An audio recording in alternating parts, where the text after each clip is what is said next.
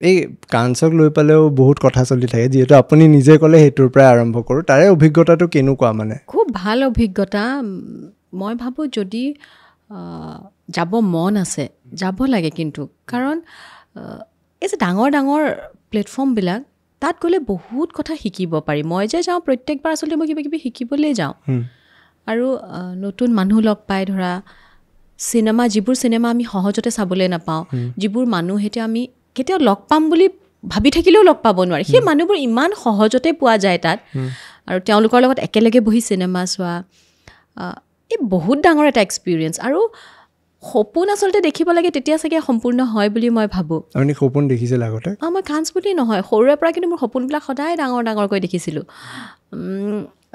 কিমান কৰিব পাৰোঁ নাজানো, কিন্তু হেঁপাহ বহুত আছিলে সৰুৰে পৰা, যে কিবা এটা অন্তত কিবা নহয় কিবা এটা কৰিম। আৰু নিজৰ ওপৰত চাগে কোনোবাখিনিত খুব বিশ্বাস আছিলে যে চেষ্টা কৰিলে কিয় নোৱাৰিম। বাকী যিখিনিয়ে কৰিছে, কাৰণ ডাঙৰ ডাঙৰ মানুহবোৰ যেতিয়া দেখোঁ, ভাবোঁ যে তেওঁলোকতো আমাৰ নিচিনা মানুহে ন, তেওঁলোকেতো কৰিছে। আপোনালোকক দেখিলেও ভাবে বহুত। নাই নাই, ডাঙৰ বুলি নকওঁ মই নিজক, কাৰণ মই এতিয়াও যিখিনি কৰিব পাৰোঁ চেষ্টা কৰি আছোঁ। আজিও শিকিয়ে আছোঁ, আৰু হেঁপাহ বহুত আছে এতিয়াও কৰিবলৈ। ইমান সপোন দেখোঁ, মই এতিয়াও সপোন দেখোঁ বহুত, যে বহুত কিবা কিবি কৰিছোঁ, বহুত কিবা কৰিম। আৰু জানা, ইমান কৰিবলৈ কাম আছে, আহৰিয়ে নাপাওঁ দেখোন যে কোনটো কৰিম কোনটো নকৰিম। যদি মই আপোনাক এনেই সুধোঁ, আৰু আগতে দেখা কোনোবা এটা এনেকুৱা সপোন যোনটো আপুনি সম্পূৰ্ণ কৰিলে, এতিয়া যোনটো ফিল হৈ যায়, এইটো মই সপোন দেখিছিলোঁ। সৰু যেতিয়া আছিলোঁ, বেলেগ অভিনেতা অভিনেত্ৰীক দেখিলে কেতিয়াবা নিজকে অভিনেতা অভিনেত্ৰী কৰিও কল্পনা কৰিছিলোঁ। মোৰ এতিয়াও মনত আছে, ঢিঙত এবাৰ বিহু চাবলৈ গৈছিলোঁ, আমাৰ মূল ঘৰখন ঢিঙত। তেতিয়া মৃদুলা বা আহিছিলে তাত। মৃদুলা বাক যেতিয়া দেখিছিলোঁ, মানে একদম ৰাইজৰ মাজত আহিছে, চবেই মানে মৃদুলা বাক এবাৰ চুবলৈ চাবলৈ যিটো হেঁপাহ, সৰু যে মন এটা থাকে, এনেই এবাৰ মন গ'ল যে কেতিয়াবা যদি ময়ো এনেকৈ যাব পাৰিলোঁ, মোকো যদি মানুহবিলাকে এনেকৈ হেঁপাহ কৰিলে হয়।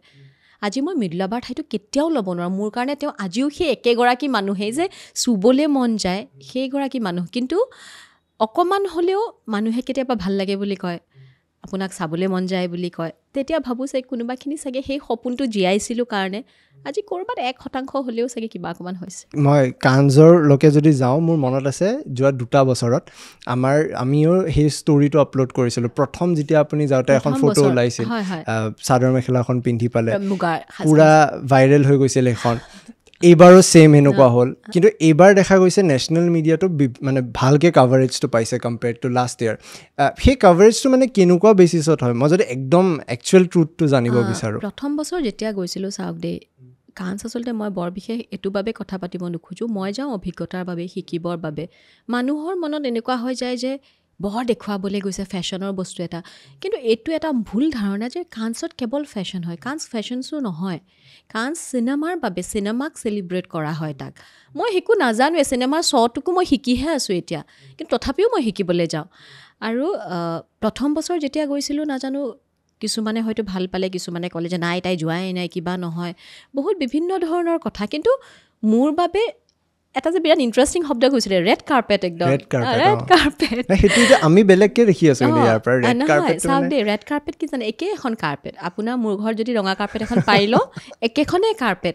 তাত তেওঁলোকে এই যেনেকৈ বলিউডৰ ষ্টাৰবোৰক, তেওঁলোকক মানুহে সোনকালে চুব নোৱাৰাকৈ কাভাৰ কৰি ৰাখে ন, যে তেওঁ, আমি যে কওঁ যে একদম প্ৰিন্স হয় তেওঁ, তাৰমানে কি আমাৰ নিচিনা মানুহ এজন, কিন্তু তেওঁক তেনেকৈ প্ৰেজেণ্ট কৰা হৈছে।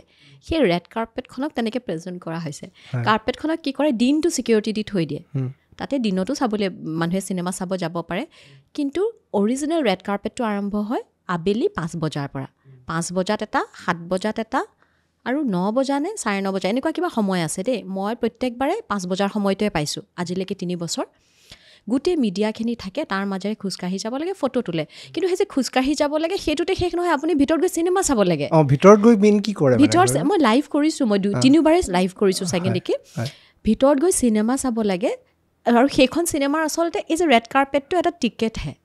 সেইটো ৰেড কাৰ্পেটৰ কাৰণে আপোনাক বেলেগকৈ পাছ নাথাকে আপুনি ভিতৰলৈ সোমাই যাব কাৰ্পেটখন দি আৰু সেই কাৰ্পেটখন দি যাওঁতে একদম বিৰাট পজ দি ফটো উঠিলে সেইখিনি অকণমান ষ্টাইল আৰু সেইটোৰ আগ্ৰহতে গোটেই মিডিয়া ৰৈ থাকে কিন্তু ভিতৰত গৈ আপুনি চিনেমাখন চাব লাগিব মই এবাৰ চেলিনা গোমেজ তেওঁৰ চিনেমাখন আমি একেলগে মোৰ পৰা 5টা শাৰী পিছত তেওঁ বহিছে কিমান ভাল লাগে চাওকচোন যে তেওঁ মই আকৌ চিনেমা যিমান চাইছোঁ ঘূৰি ঘূৰি সিমান কাৰণ ক'ত তেওঁক লগ পাম আৰু এনেকুৱাতো নহয় ন যে বোলে মোৰ ঘৰৰ কাষত থাকে ইমান ভাল লগা সেইবোৰ মানে এক্সপিৰিয়েঞ্চ যে তেওঁলোকৰ মুখেৰে তাৰপিছত চিনেমা শেষ হৈছে তেওঁ কিবা কিবি কথা কৈছে চবৰ লগতে কথা পাতিছে কিন্তু চবৰ লগত মানে সেইটো হলত চাগে মই জনাত 2800 মান মানুহ ধৰে যিটো হলত মই চাইছিলোঁ গতিকে সেইটো হলত সকলোৰ লগতেতো এজনকৈ নাপাতে এইবোৰ এক্সপিৰিয়েঞ্চ আছিলে এইবোৰৰ বাবে ৰেড কাৰ্পেটৰ সেই গ্লেমাৰটোৰ বাহিৰে ভিতৰত এখন চিনেমা চাবলৈ যায় তাত যে ৰেড কাৰ্পেটত অকল খোজকাঢ়ি নথয় আৰু যে কিছুমানে কয় যে ৰেড কাৰ্পেটখন ক'ৰবাত সমান দেখোঁ ক'ৰবাত এনেকুৱা চিৰি দেখোঁ কি হয় ৰেড কাৰ্পেটখন প্ৰথমখিনি এনেকৈ সমান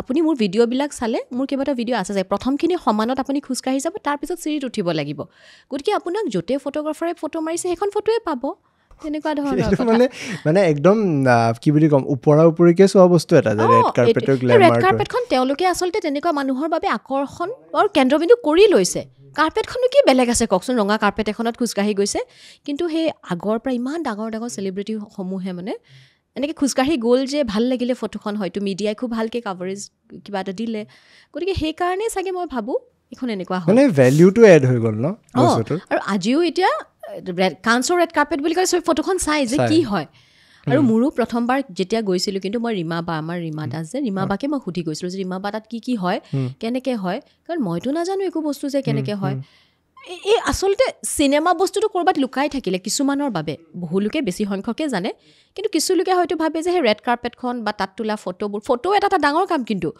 আপুনি বিশ্বাস কৰক কিমান ফটোগ্ৰাফাৰ পাব তাত আপুনি ফটোগ্ৰাফাৰ বিচাৰি যাব নালাগে আপোনাক বিচাৰি আহিব আপোনাক ফটো লাগিব নেকি তেওঁলোকে কিন্তু তেনেকৈ পইচা লয় কিন্তু আৰু সেই গোটেই মানে বহুত ঠাইৰ পৰা অকল কাঞ্চৰ ফটোগ্ৰাফাৰখিনিয়ে নহয় বহুতৰ পৰা সেইটো জীৱিকা হৈ পৰে সেইকেইদিনৰ কাৰণে জীৱিকা সেইটো তাতে একদম হাজাৰ হাজাৰ ফটোগ্ৰাফাৰ আপুনি যেতিয়া যাকে বিচাৰে আপুনি ফটো তুলিব পাৰে আৰু কাঞ্চলৈ যোৱা ফটোকেইখন সেইকেইদিনৰ বহুত মূল্য তাৰপিছত দেখা গৈছে নেন্সি টিয়াগি হওক বা তেনেকুৱা বহুত ক্ৰিয়েটাৰ্ছে মানে এটা নতুন স্কোপ পাই গ'ল এবাৰ ব্ৰুটৰো কিবা এটা শুনিলোঁ মানে ইনফ্লুৱেঞ্চাৰ্ছ লৈ যোৱা হোৱা বুলি কৈছে বোলে মই নাজানো কাৰণ মইতো সেইখিনিৰ লগত আচলতে মই ইনভলভ নহয় গতিকে মই কিন্তু শুনিছোঁ তেনেকৈ গৈছে বুলি কিন্তু মানে বাকী যোৱাখিনিতো আমি নিজে ফটো দেখিছোঁ যে হয় তেওঁলোক গৈছে মানে মোৰ এইকাৰণে বস্তুটো পাতিবলৈ মন গ'ল কাৰণ যেতিয়া মিডিয়াত কথাটো ওলাই যায় বা ভাইৰেল যেতিয়া হয় এইখিনি কথা আলোচনা নহয় যে ভিতৰত গৈ আপুনি কি চিনেমা চালে বা কেনেকুৱা চিনেমাখন চালে কথাখিনি এইখিনিলৈকে সীমিত হৈ গ'ল যে ৰেড কাৰ্পেটখনলৈকে গ'ল আমাৰ মানে নহয় আৰু এটা কওঁ